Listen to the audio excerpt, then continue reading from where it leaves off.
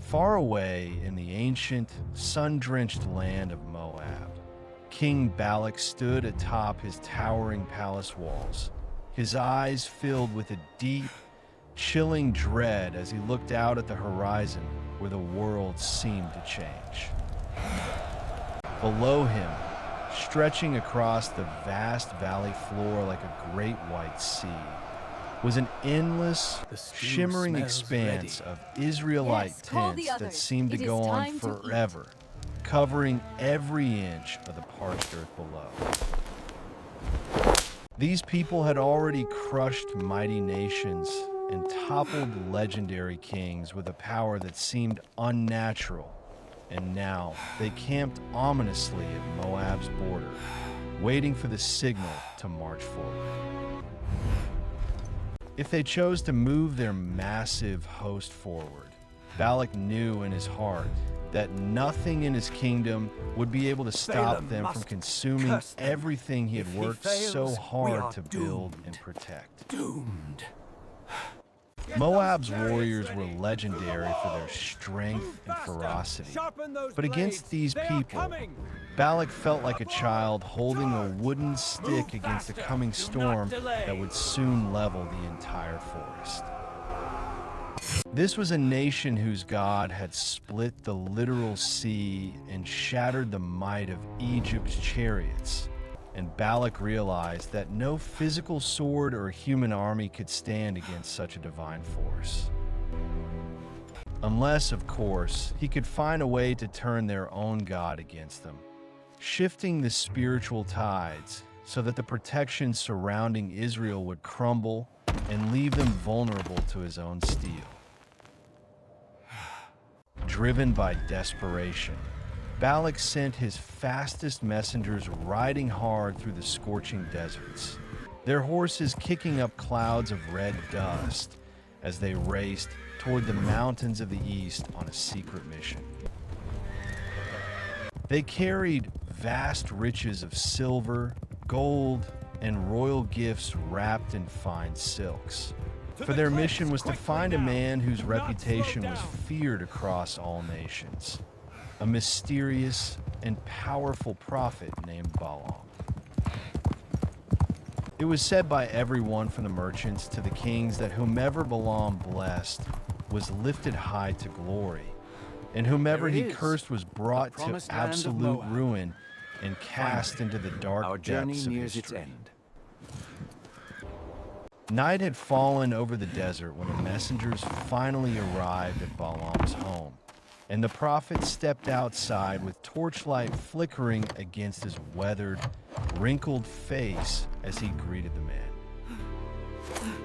Before him, the high-ranking officials of Moab stood with their arms full of heavy gold and shimmering silver, their voices sounding as smooth as silk as they laid out the king's desperate and wealthy offer. King Balak offers you great riches beyond your wildest dreams, they told him.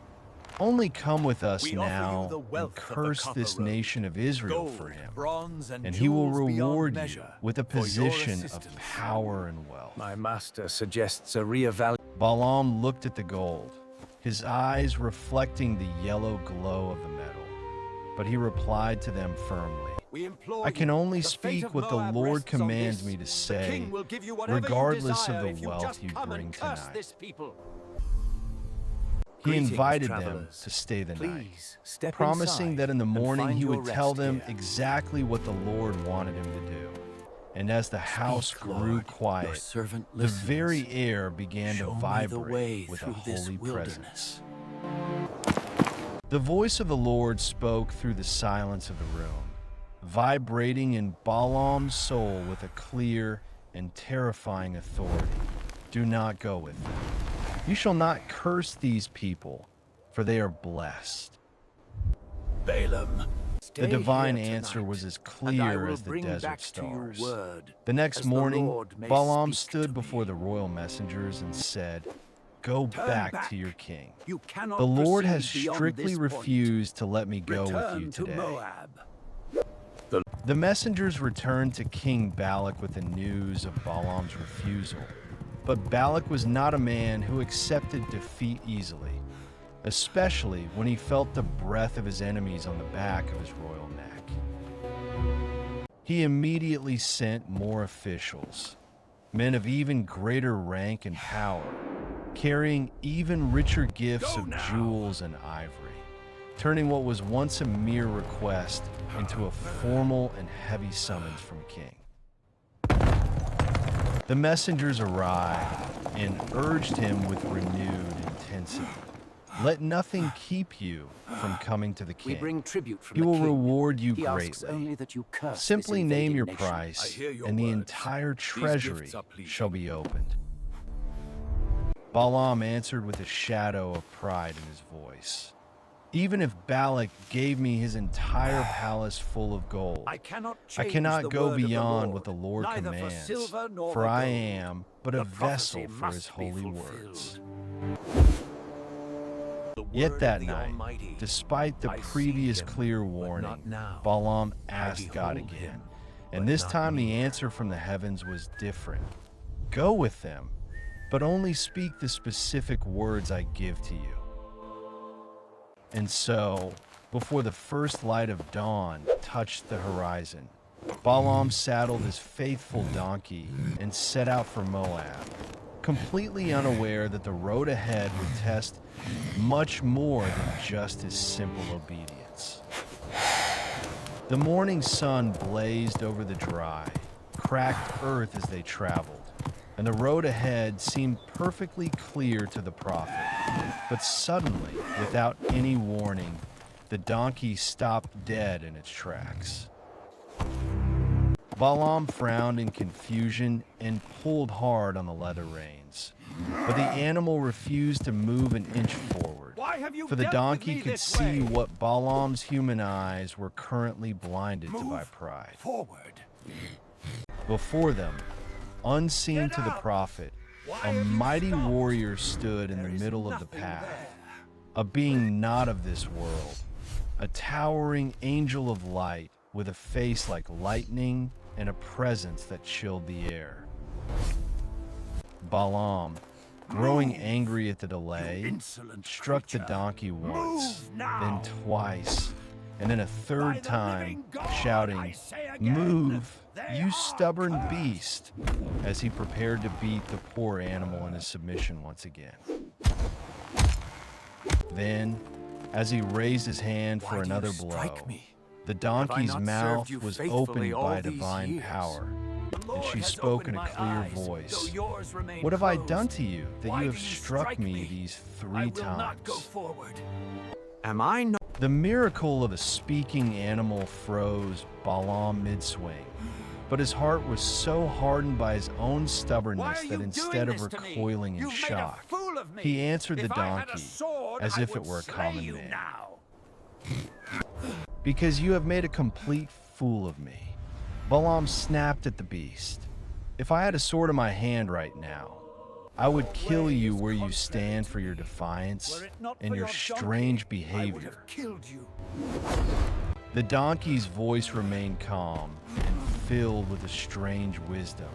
"Am I not your own donkey, which you have ridden all your life? Have I ever behaved like this to you before in all our years?" Balaam hesitated, the anger slowly draining from his face as he realized the truth of the animal's words. Your path And he is perverse whispered, before me, "No, Balaam. Were it never," not for your donkey, just as the I would have spiritual killed you. scales finally fell from his tired eyes. Before him stood the angel of the Lord, sword drawn and radiating a fearsome, holy presence that made the very earth beneath his sandals tremble Forgive me. with the weight of the I was celestial wrong to warrior's strike you. power. Balaam fell instantly to his knees, his heart pounding against his ribs in absolute terror as he realized how close he had come to a violent end at the hands of this messenger of the Almighty God. The angel spoke with a voice like thunder. Why have you beaten your donkey 3 times? I stood in your way because your path is reckless and your heart is not aligned with the purpose of the Lord. If your donkey had not turned aside and saved you, the angel continued, I would have surely struck you down where you stood and spared her life, for she was more faithful than you are today. Balaam bowed his head even lower into the dust and cried out, I have sinned. If my path truly displeases you, I will turn back this instant and never look toward the kingdom of Moab again. But the angel's gaze did not soften as he gave his final instruction. Go on to Moab, but you shall speak only the words I give you. You are a tool in the hand of God, and nothing more or less. Balaam rose slowly, his limbs shaking and his pride shattered into 1,000 pieces, understanding now that he was walking a thin line between divine favor and a quick, holy destruction on the road. The long road to Moab stretched ahead, shimmering in the heat, and when he finally arrived at the great city gates, he was met by a royal procession of chariots and warriors bearing the king's sigil. King Balaam himself stepped forward, his face a mask of frustration and relief as he cried out, At last you have come. Did you not believe my messengers could make you the wealthiest man alive? You have to curse them for me. But Balaam's eyes were distant, his thoughts still heavy with the memory of the angel's flaming sword. And he replied, I have come, but understand this, O king, I can only say what the Lord says. I can only... The king, ignoring the warning, replied with a sharp gesture. Then let us waste no more time. Come. The people you must curse are waiting just beyond these hills, and my altars are ready for you. As night began to fall over the rugged landscape, Balak led the prophet to a high place called Bamoth-Baal, a sacred hill that offered a perfect, unobstructed view of the vast Israelite camp below. Fires burned in great stone braziers, the scent of burning wood and sacrifice thick in the air, as Balak pointed a trembling finger toward the thousands of flickering campfires in the dark valley. Look down there, the king hissed. There are people too numerous to count, swarming like locusts over my land. Curse them for me now, and let their strength be turned into a withered weakness. Balaam stepped forward to the edge of the cliff, but instead of lifting his voice in a dark curse, he turned his face toward the heavens and felt the Spirit of the Lord wash over him like a flood. You must help us. He opened his mouth to speak, and instead of a curse, a powerful blessing poured forth. I behold them from the hills, a people set apart, mighty and blessed by the hand of the Creator himself. Who can count the dust of Jacob? He cried out into the night wind. Who can number even a fourth of Israel? Let me die the death of the righteous, and let my end be like theirs in glory. Balak's fists clenched until his knuckles turned white, his jaw tightened in fury, and he turned sharply on the prophet. What are you doing? I brought you here to curse my enemies, not to bless them. Balaam's voice did not waver as he looked the king in the eye. Must I not be careful to speak exactly what the Lord puts in my mouth? I told you that I am not the master of these holy words. The king's face darkened with a mixture of rage and desperation, and he growled, Come, We will try By the again gods, at another look place. at them. Perhaps They are there, like from a locusts different angle, covering the land. God will permit a curse to fall. But Balaam already knew the truth in his To the heart. left. The Now Lord had push. spoken We his must blessing, complete the work and swiftly. no man, not even a powerful Hear king us, with all the mighty gold in one the of the world, cliffs. could change the Accept this decree offering of the fire Almighty. and smoke. Balak led Balaam to the high peak of Pisgah, where ancient stone altars stood cold against the starlit sky. Listen closely, And the my priests servant. hurriedly prepared put my 7 words in more your mouth. sacrifices to appease the divine spirit. With his voice taut with a frantic expectation, the king said, "Perhaps from here, the Lord will see things There are too differently many of them. and allow We you to must curse stop them them before they so that my consume kingdom everything." might finally be at peace." Balaam stood before the smoking offerings, his eyes closed as he waited for the word. And once again, Hear us, when he opened his God of our mouth, fathers. a second Receive and this even sacrifice, greater and blessing send your blessing came upon flowing Moab. out like a river. God is not a man that he should lie, Balaam proclaimed. Behold, I have received a command to bless. He is blessed, and I cannot change it. He has not observed misfortune in the tents of Jacob. The Lord their God is with them.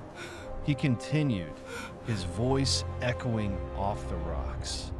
The shout of a king is among them.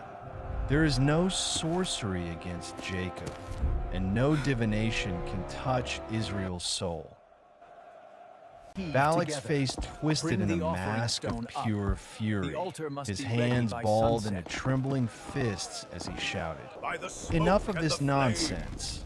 If you will not curse them, then at least do not bless them anymore." But Balak's patience was completely gone. He seized Balaam's arm with a rough grip and dragged him to yet another high place, the peak of Peor, which overlooked the vast and silent wilderness. This was his last hope, his final attempt to bend the divine will to his own fear. "Surely here you can There are curse too many of them. Balak More than the insisted, dust of the desert. his voice a Quick, frantic you must mixture use your of powers royal to curse command and raw desperation. Once again, Balaam prepared the stone altars and the sacrifices, but this time he did not even bother to seek for omens or signs as he had before, for he knew the Spirit was already moving. Instead, he fixed his eyes directly upon the wilderness where the tribes were camped. And as he gazed upon the orderly rows of tents, the Spirit of God came upon him with an irresistible power. A star! "How lovely are your tents, O Jacob!" he sang out. "Your dwellings, O Israel, like valleys that stretch out, like gardens beside a flowing river, like cedars planted by the very hand of the Lord. Water shall flow from his buckets." The prophecy continued. "His king shall be higher than Agag, and his kingdom shall be exalted above all the nations of the earth in the days that are to come."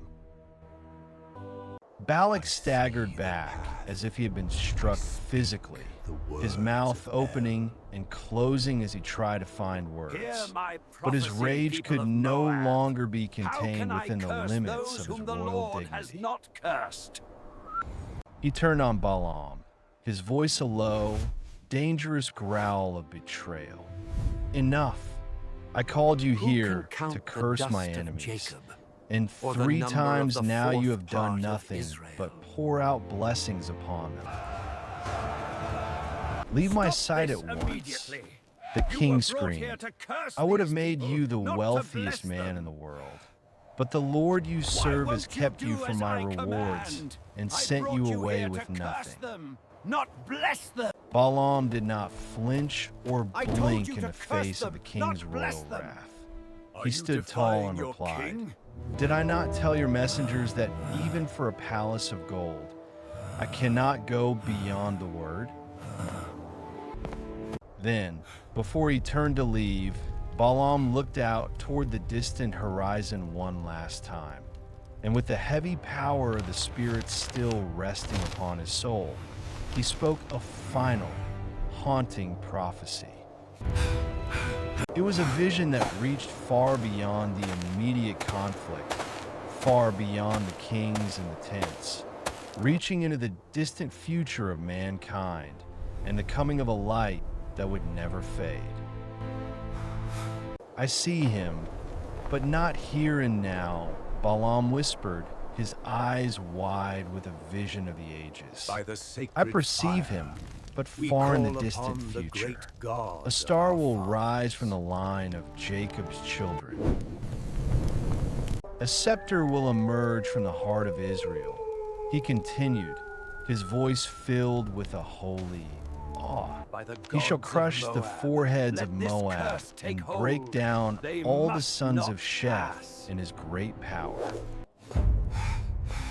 The king watched in a stunned silence as the prophet finished his words, the weight of the prophecy hanging in the cool night air like a physical presence that could not be ignored or pushed away. Without another word, Balaam turned and began the long walk back toward his own land, leaving the king standing alone amidst the smoke of his failed altars and the reality of his own defeat. Consume this sacrifice. The Israelites remained in the valley below, unaware of the spiritual battle that had just been fought on the mountaintops above them, protected by a blessing that no human king could ever before they break. destroy us all. Balak looked down at the tents once more, but now they didn't just look like an army. They looked like a chosen people, anchored by a promise that was older than the mountains and stronger than gold. The Lord their God is with them. The lesson was etched into the stones of Moab, that man can propose and kings can command, but the final word belongs to the one who holds the stars in his hands and the breath in our lungs. No sorcery can be used against. As the sun began to rise on a new day, the road back was quiet, and the prophet Balaam rode his donkey in peace, reflecting on the mercy of the angel and the power of the words he had spoken. If you found this journey through the ancient sands of Moab and the miraculous story of Balaam interesting, please consider subscribing to our channel for more cinematic retellings of faith. The Lord their God. These animations take a great deal of time and effort to produce, and your support truly helps us continue providing you with these amazing and high-quality videos for your enjoyment and study. I see him,